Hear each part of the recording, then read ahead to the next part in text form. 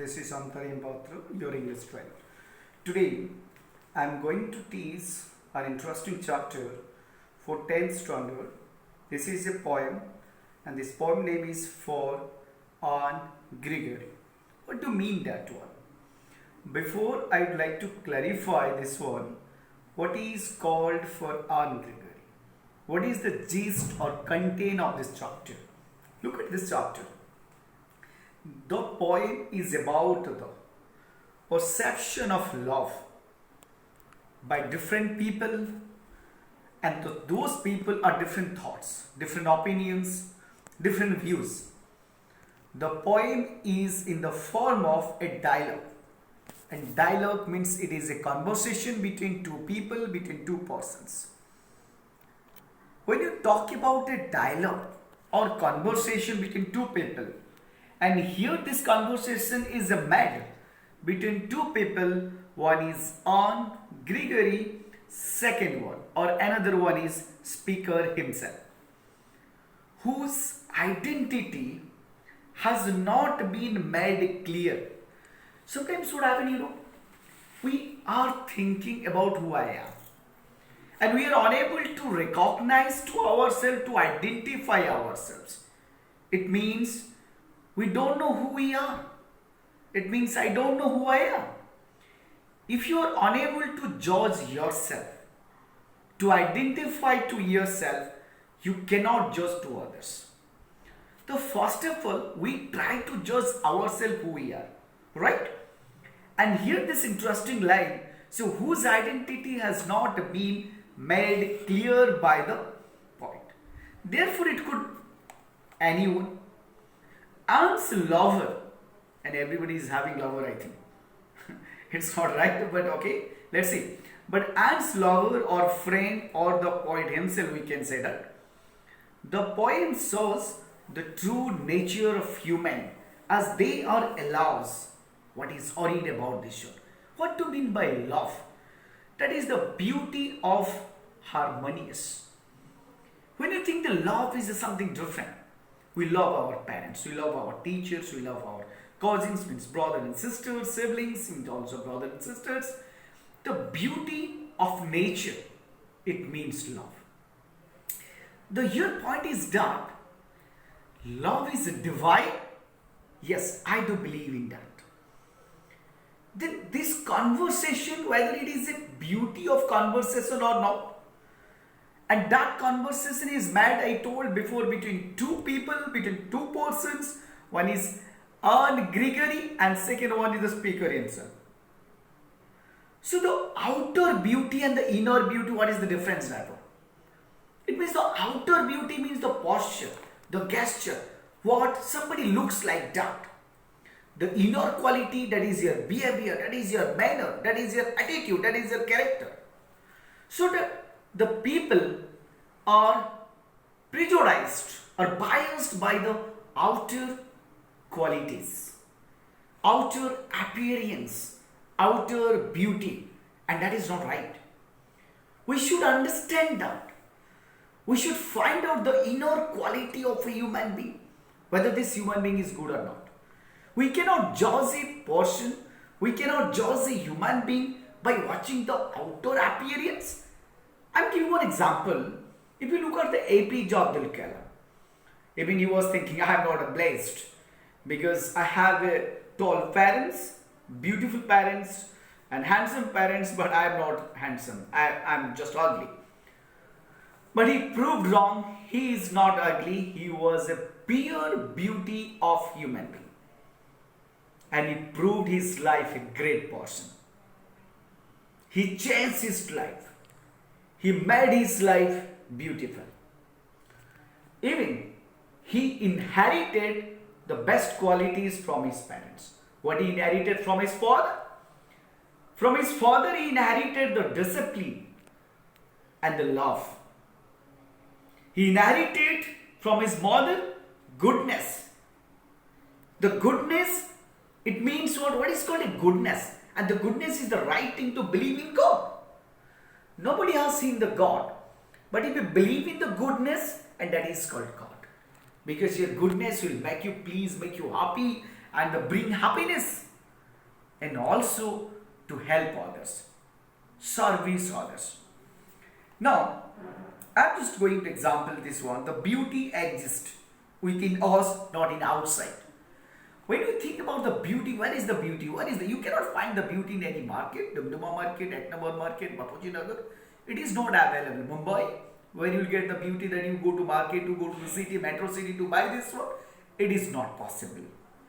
Beauty is in you. Beauty is in me. Beauty is everywhere. Only it is necessary to see how you are looking the beauty. Whether if you understand that inside the beauty, not outside the beauty. I told you just believe whether you are good or not. When you believe you are good, and you can see and you can find, we can figure out the good in others. Now you will start the chapter so that you can understand well. So this point is a conversation, before I told him, in a dialogue between a young man and a young woman.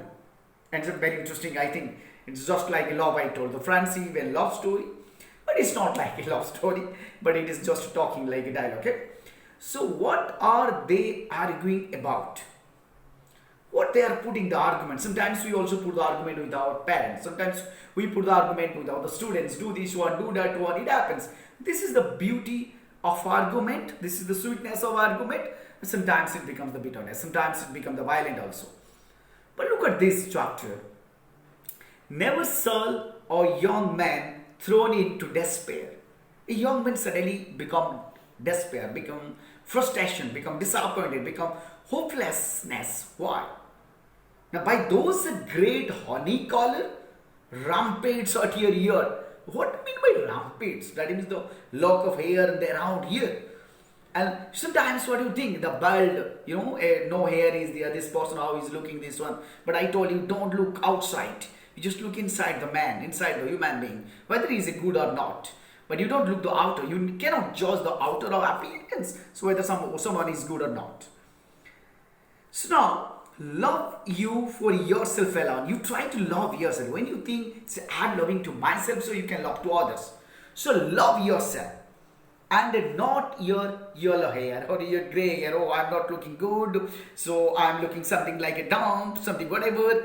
It doesn't matter that one. Whether you are good in heart or not, whether you are a good human being or not, whether you are giving service well or not, whether you are thinking well or not, whether your attitude is well or not. But when you think, I am not in good looking, so outer looking is nothing. But your inner looking, inner quality is everything. That everybody will praise you. A lot of examples are there in the world, in the universe. You can take it that example, and you can what the dignified people are, those who are really changed their life. They are not looking well, so you can change your life in a different way, in a different style, right? So this is the very important. So don't judge to others by outer appearance. Another point. So, but I can get a hair dye, right? Hair dye means color used for hair. Like some people, when our hair becomes the grey hair, we definitely use the color. And today's item fashion, I think the young generation people also, they used to the hair different color, like green, like red, and I think this is the fashion. Okay, but those who are becoming the old, I think their hair becomes grey, and they used to color, and color used by hair by black and other colors. Set such color there. But you should try to change your color in your heart. Whether you are good or divine color, the pure color, the pious color, we can say. Such as the color there, and the brown or black or carrot, that a young man into despair and may love me for myself alone. That's I told you, love to yourself and not my yellow hair, not to your posture, not to your gesture, not to your appearance, not to your outlook. You love to yourself. You love your work. You love your profession. You love your duty. You love your responsibility. You love to yourself, and you can love to others, right?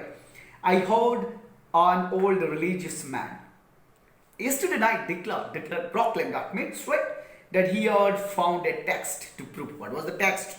The written text, okay? That only God, my dear, could love you for yourself alone and not your yellow hair. So you love to yourself. When you love to yourself, God will love you. That means I make you understand that. So there is a very interesting. Sometimes we start to fight with our parents. But actually, we never seen the God who is God. But actually, God is our parents. I'll make you very understand to make you a very designing way, very different way. But I will prove you that one. Why we can say our parents are God? Because God, these three letter of a word, God, and G for generator. Generator means what? Who produced? And our parents are produced to us, so our parents is G. O for organizer. Who organizes? Our parents organizes us. Because our parents take care and everything they do for us, so our parents O. And D for destroyer. What do you mean by destroyer? Destroy means whenever we do some evil work, some mischievous, and they make us understand, they beat us, they scold us, and they change our life. As far as the Hindu religion is concerned, G for generator is Brahma, and O for organizer means Vishnu, and D for destroy means Maheshwar. But for us, our parents is Brahma, Vishnu, Maheshwar. So we should love our parents. And this is a very interesting poem I told for Anne Gregory. William Butler Yeats written was in the, so he is nationalist and he educated in London, in Dublin, and was interested in the folklore and mythology, and he won the Nobel Prize in the literature in 1923. He also got the Nobel Prize, and Nobel Prize who installed, that is Alfred Nobel. There was a very interesting story about Alfred Nobel. So next video I'll talk what is Alfred Nobel, who is Alfred Nobel, what he did, and he also transformed his life. He also made his life beautiful. So thank you so much, my friends, and next chapter, next video I'll teach another chapter. So thank you very much. Love you, my friends, and please subscribe my channel and share, and love you so much.